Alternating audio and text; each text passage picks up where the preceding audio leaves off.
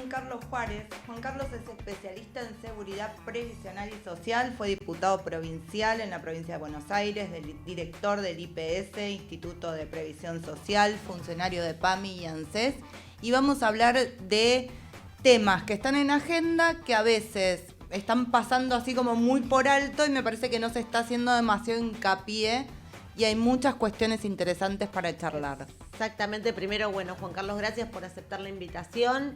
Y sí, así tal como dijo Maru, en realidad el tema inicial que nos convoca es por estos días los anuncios de la jubilación anticipada, y la jubilación por reconocimiento de aportes de tareas de cuidado, pero más allá de explicarnos un poco esto, ¿no? Ponernos claridad sobre estos temas.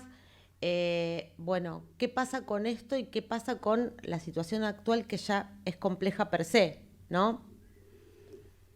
A ver, Laura y Marianela, en primer lugar un gusto compartir con ustedes este espacio y poder transmitir algunas ideas sobre el régimen previsional de la República Argentina. A ver, en primer lugar, en Argentina conviven distintos sistemas previsionales. Hay un sistema nacional que está en el ámbito ANSES, hay sistemas provinciales como el que tiene la provincia de Buenos Aires, Santa Fe, Córdoba o Entre Ríos, y hay sistemas municipales también. Es decir, y además están los sistemas que son propios de las cajas de profesionales de acuerdo a la actividad, que puede ser médicos, abogados, ingenieros, martilleros públicos, kinesiólogos, etc. En ese contexto, digamos que tenemos una diversidad muy importante. El sistema nacional, que es el sistema más importante de la Argentina y de Latinoamérica, tiene problemas de financiamiento que se han ido acumulando por distintos motivos. En primer lugar, porque no se previó el financiamiento, hay grandes cambios en materia laboral y fue un sistema que fue pensado hace más de 100 años y que cuando se comenzó a transitar este sistema se pensaba que con un piso de 3,5 aportantes por cada beneficiario iban a cobrar casi el equivalente al 82% móvil. Bueno, hoy la noticia es que por todos los cambios que hay, por los problemas económicos y sociales, en la Argentina tenemos un aportante por cada beneficiario. Por lo tanto, esa ecuación pensada cuando nació el sistema no se cumple y es imposible cumplir el 82% móvil. ¿Cómo se compensa, inclusive para poder pagar estas jubilaciones que son magras, mayoritariamente, con aportes fiscales? Es decir, no solo hay aporte del trabajador y contribución de la patronal, sino que además hay parte del impuesto al IVA, ganancias, bienes personales, impuesto al tabaco e impuesto al combustible, que se utiliza para poder pagar la jubilación mínima, que hoy es de 25.522 pesos, y la jubilación máxima que no supera los 182.000 pesos. Dicho esto, digamos, como para entrar en contexto, tenemos cuáles son los déficits que tiene la Argentina. Más del 50% de los trabajadores no están registrados, por lo tanto no aportan al sistema. Por otro lado, tenemos, entre comillas, un 12% de desocupados.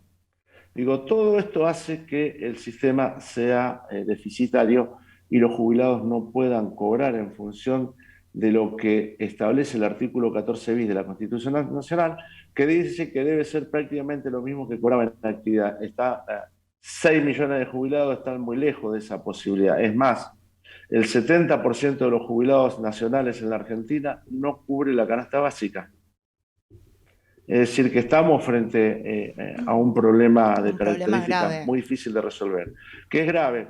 Voy a decir algo que tal vez suene duro, pero el problema central y básico es que muchas veces los que abordan estos temas en función de gobierno los conocen bastante poco. Entonces, se hace mucho más dificultoso resolver este problema. Y además hay que asumir la transformación en las que nos incluyó la pandemia. Hoy ha crecido mucho la digitalización, la tecnificación, lo cual va a generar un proceso de retroceso en materia de empleabilidad muy importante, y de esto tampoco se habla.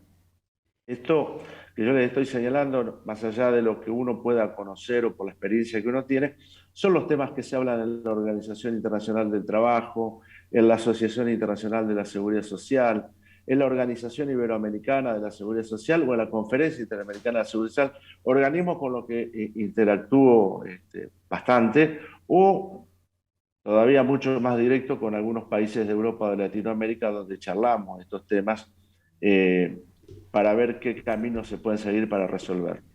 Dicho esto como contexto general, si quieren, ingresamos en estas dos medidas que se han tomado hace poco tiempo que tienen que ver con la prestación anticipada por desempleo, que es la jubilación anticipada, y el reconocimiento como servicios para una jubilación ordinaria, los trabajos de cuidados. Bien, En primer porque lugar, con respecto a los... ahora, porque frente a esto que nos contaste, sí, vamos a ir haciendo un poco de espacio.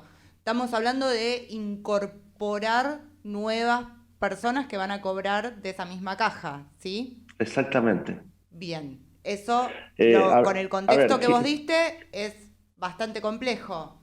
y sí, sí, es complejo porque seguimos teniendo el problema de financiamiento.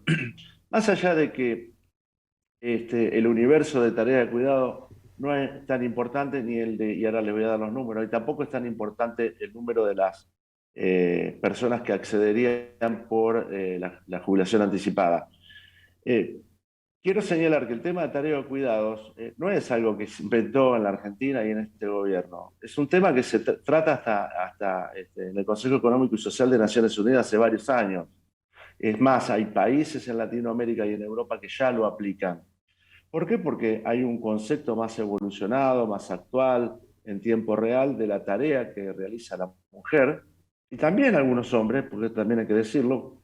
He tenido consultas de hombres que están a cargo de hijos o hijas discapacitadas y que se encargan de tareas de cuidados también, pero quiero señalar que es un tema que hace mucho tiempo que se viene trabajando, que se viene desarrollando.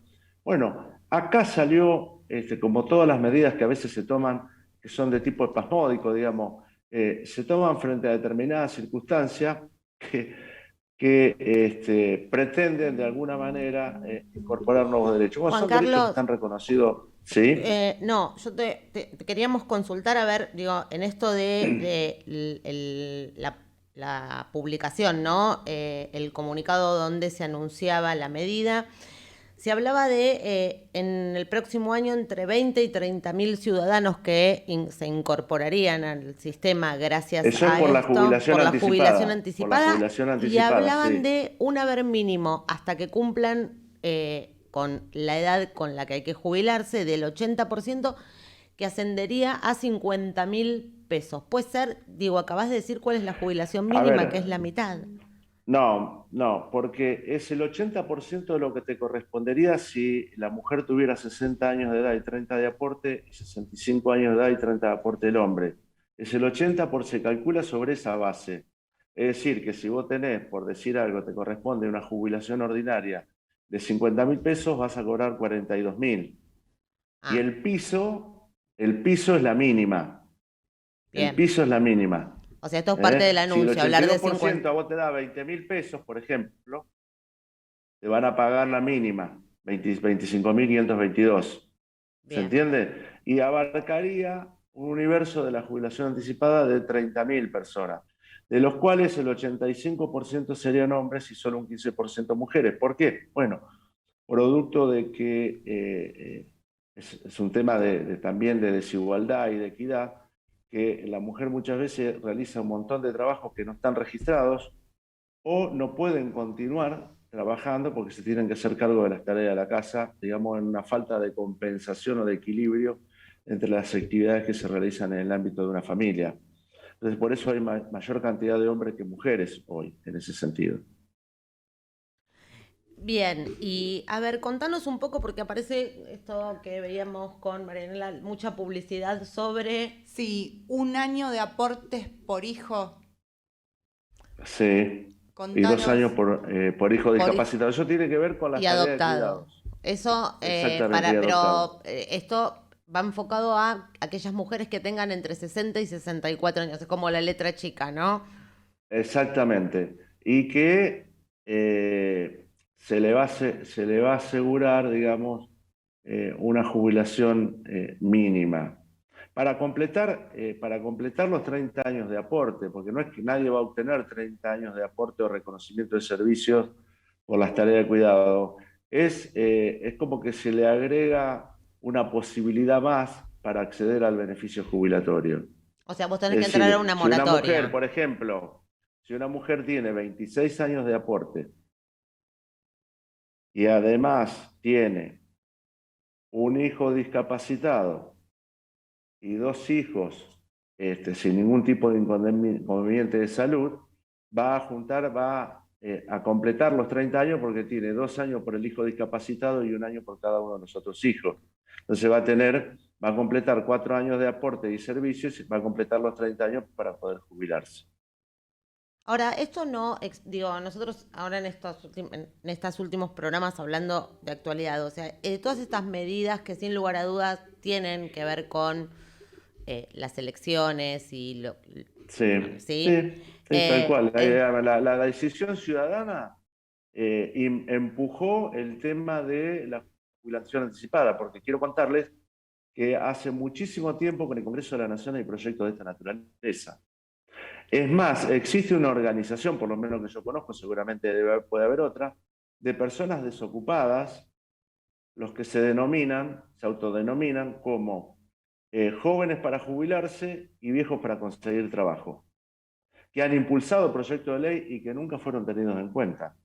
Entonces también, y esta es la importancia, el voto del ciudadano empujó un montón de medidas, no solo el cambio de ministros, que es un capítulo aparte, ¿no? Pero empujó un montón de medidas que la verdad se podrían haber tomado con anterioridad, se podrían haber debatido, porque hay un decreto de necesidad y urgencia, cuando en realidad esto debiera estar contemplado en el marco de una ley general. Fijar las pautas para el financiamiento, que es lo que hablábamos al principio también. Es decir, son medidas para salir del paso, no son medidas que están pensadas de manera estratégica o estructuralmente en el sistema de la seguridad social. Sí, para hacer una reforma, como tal vez es lo que se le debe, ¿no?, al país, una buena reforma donde el Exactamente. sistema previsional se pueda Que tiene autosustentar. que ver, porque el tema previsional hay que vincularlo con el acceso al empleo, porque claro. también depende de eso el Claro. financiamiento. Entonces, ¿cómo hacemos para que los 50-51% de trabajadores no registrados se incorporen como trabajadores registrados y además puedan aportar? Bueno, habrá que buscar una manera de normalizar esa situación, de legalizar esa situación. Y para eso tiene que haber incentivos para Que, las pymes, para las micropymes, para los emprendimientos familiares. que hoy Para en principio claramente no los hay, no los hay. no Y a los hay, ver, porque la carga tributaria es muy importante, por eso muchas veces las pymes y las micropymes no pueden acceder a incorporar su trabajo a trabajadores de manera legal, ¿no? y vos, Lógico, y no solo es la carga tributaria, sino todo lo que implica atrás contratar una persona.